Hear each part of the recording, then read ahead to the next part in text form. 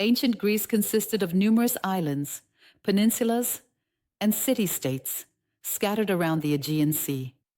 This geographical structure led Greek society to organize itself into various city-states, known as polis.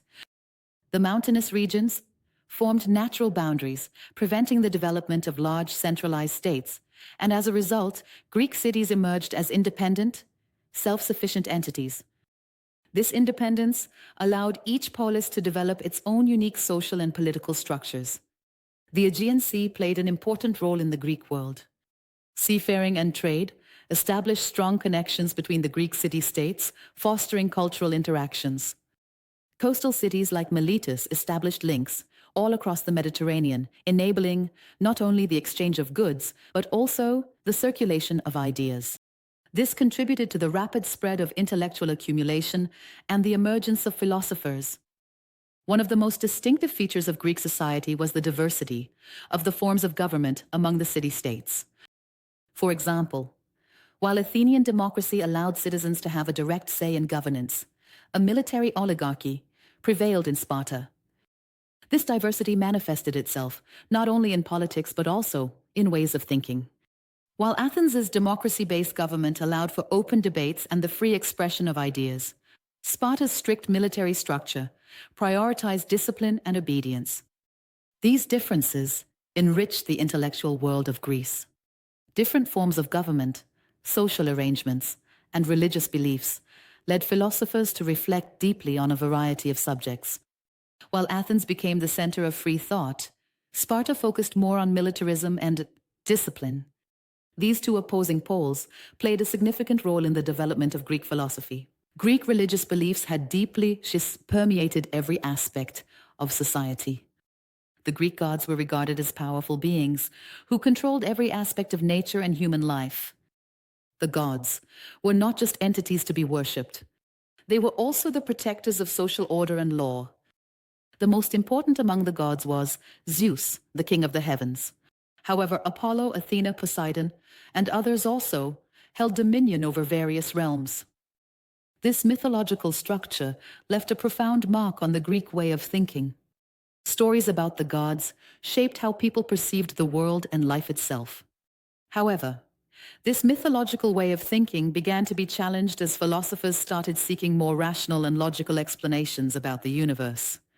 Early philosophers like Thales began to transform mythology with philosophical thought by trying to explain natural phenomena, independently of the whims of the gods.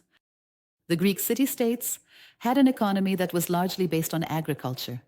However, maritime trade was also of great importance. For the Greeks, the Aegean Sea was almost like a highway.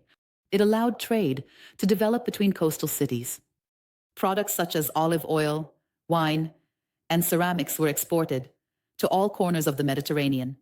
This trade network led to the enrichment of the Greek cities and an increase in cultural and intellectual interactions. Cities like Miletus were at the center of this trade network.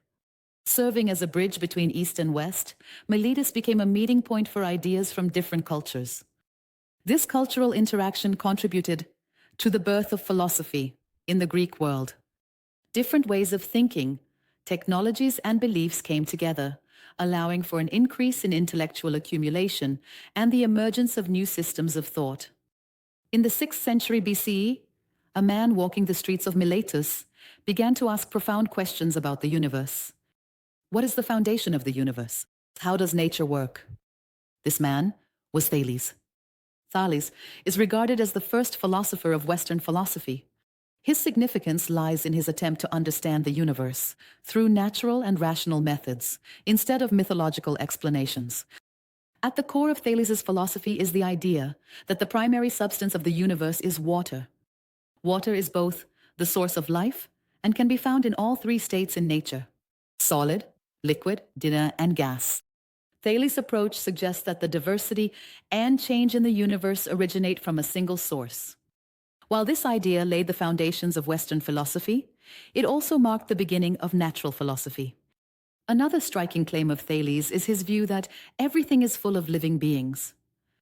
This statement shows that Thales believed everything in nature possesses a kind of life force. According to him, matter is not just an inanimate entity, but also part of a living system. This view argues that nature has its own intrinsic order and logic. This idea, combined with Thales's concept of arch, suggests that nature is a living and dynamic process. Water is both the foundation of matter and the source of nature's vitality. This approach is based on the idea that the order of the universe operates with an internal logic and life force, and it deepens Thales's philosophy. One of Thales's most important contributions is that he introduced the concept of cause and effect to nature. Thales argued that natural phenomena are not dependent on the arbitrary decisions of the gods, but rather operate within a certain order and cause and effect relationship. For example, the evaporation of water and its return as rain is part of this order. This idea led nature to move away from randomness and become an understandable and predictable system. This approach laid the foundation for scientific thought. Thales tried to derive general principles about the workings of the universe by observing nature and drawing conclusions from these observations. As a result of his observations, he argued that nature operates according to certain rules, and that these rules can be understood through reason. Thales can be regarded not only as the founder of Western philosophy, but also as a universal symbol of the effort to understand nature. His understanding of the universe based on water marks the beginning of Western philosophy, while the legacy he left behind also carries parallels with Eastern thought. In future videos, we will also address Eastern philosophy and explore how these two systems of thought have interacted with each other.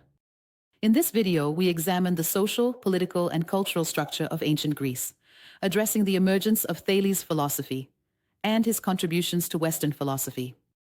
Thales' legacy, while shaping the intellectual history of the West, also enabled us to take the first major steps in our effort to understand nature.